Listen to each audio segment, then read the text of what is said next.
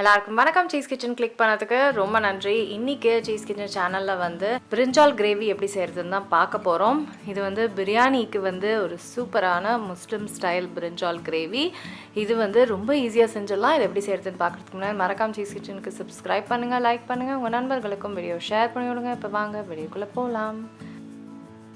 இப்போ ஃபஸ்ட்டு வந்து நம்ம கத்திரிக்காய் மசாலாவுக்கு வந்து ஒரு பொடி அரைக்க போகிறோம். அதுக்கு வந்து கிரவுண்ட்நட் சேர்க்குறேன். கிரவுண்ட்நட்டை வந்து நல்லா வறுக்கணும். நல்லா முறுமுறுன்னு ஆற வரைக்கும் நம்ம வந்து வறுக்கணும்.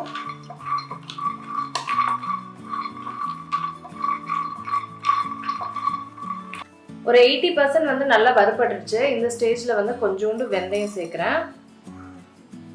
அப்புறம் கொஞ்சம் எள்ளு,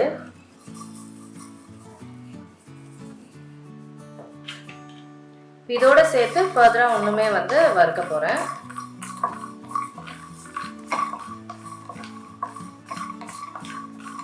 எள்ளும் வந்து லைட்டாக ப்ரௌன் ஆகணும். ஆஸ் வெல் அஸ் கிரவுண்ட்நட்டும் வந்து ஃபுல்லாக முறுமுறுன்னு ஆகணும். ஏன்னா பொடி மாதிரி அரைக்கணும்னால நம்ம நல்லா வறுக்கணும். ரொம்ப ஹை ஃப்ளேமில் வறுத்துறாதீங்க.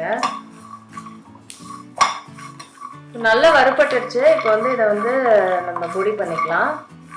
பொடி பண்ணிட்ட அப்புறம் நம்ம மசாலா செய்ய ஆரம்பிச்சிடலாம். மசாலாவுக்கு ஃபஸ்ட்டு நம்ம பிரிஞ்சாலை வந்து கொஞ்சம் வதக்கிக்கணும். ஸோ அதனால் ஆயில் சேர்க்குறேன். ஸோ இந்த மாதிரி கட் பண்ண பிரிஞ்சாலை வந்து நான் வதக்குறேன்.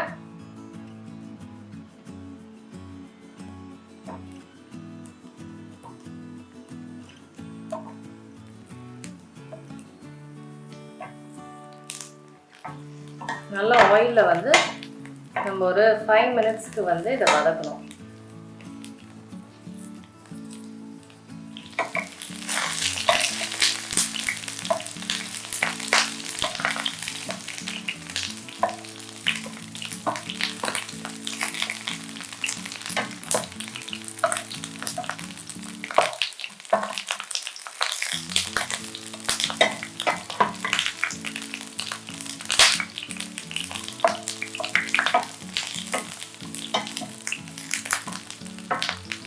ஸோ நல்லா வதங்கிடுச்சு. நான் எடுத்துட போகிறேன்.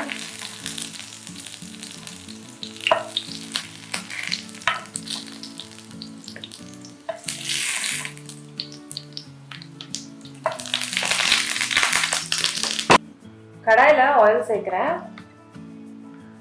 கடுகு சேர்க்குறேன். எண்ணெயில் கடுகு வெடிக்க ஆரம்பிச்சிருச்சு. இப்போ சீரகம் சேர்க்குறேன். முழு பெப்பர், அப்புறம் வெங்காயமும் கருவேப்பிலையும்,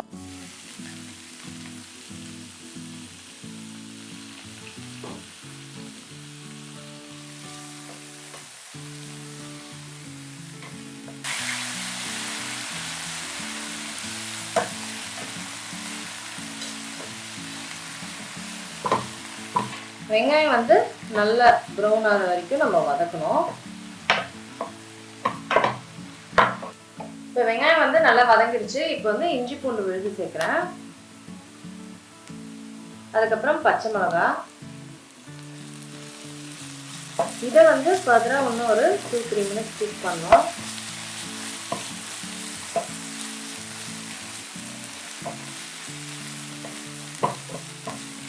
இஞ்சி பூண்டு வந்து வதங்கிடுச்சு. இப்போ வந்து மசாலா பொடி சேர்க்குறேன். சில்லி பவுடர் சேர்க்குறேன். மஞ்சள், கொரியண்டர் பவுடர், அப்புறம் கல் உப்பு. இப்போ இது எல்லாமே வந்து நல்லா குக் ஆகணும்.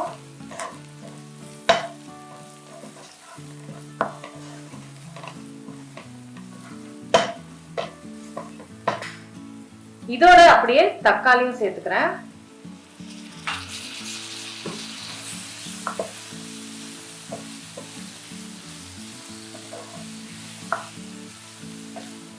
நல்லா வதங்கிருச்சு.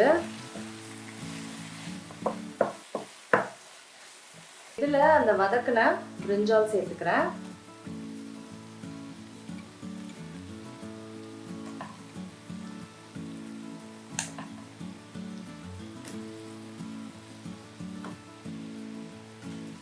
அடுத்தது புளி தண்ணி.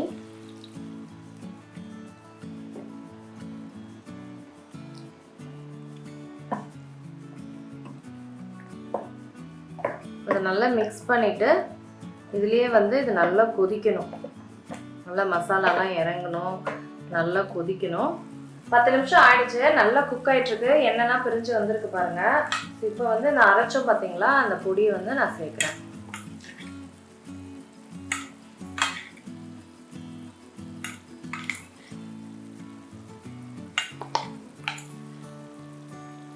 இதோட அப்படியே கல்லுப்பும் சேர்த்துக்கிறேன். அப்படியே மிக்ஸ் பண்ணிக்கலாம்.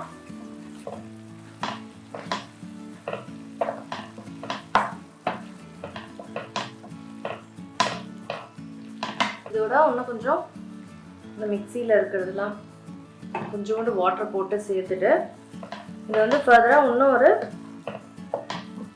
எண்ணெய் பிரிஞ்சு வரதுக்கு இன்னும் ஒரு 5-10 மினிட்ஸ் நம்ம குக் பண்ணால் போதும். சடனாங்க எண்ணெய்லாம் பிரிஞ்சு வந்து சூப்பராக ஆயிடுச்சு. பிரிஞ்சால் மசாலா செம்ம டேஸ்ட்டாக இருக்கும். கண்டிப்பாக ட்ரை பண்ணி பாருங்கள், சூப்பராக இருக்கும். சரி, பிரியாணிக்கு ரைஸு கூட நீங்கள் வச்சு சாப்பிட்லாம். செம்ம டேஸ்ட்டாக சூப்பராக இருக்கும். கண்டிப்பாக ட்ரை பண்ணி பாருங்கள். நான் உங்களை சீக்கிரமாக அடுத்த வீட்டில் சந்திக்கிறேன். வணக்கம். இருங்க எங்கே போகிறீங்க? இந்த 2 வீடியோஸும் கண்டிப்பாக உங்களுக்கு பிடிக்கும். கிளிக் பண்ணி பாருங்கள்.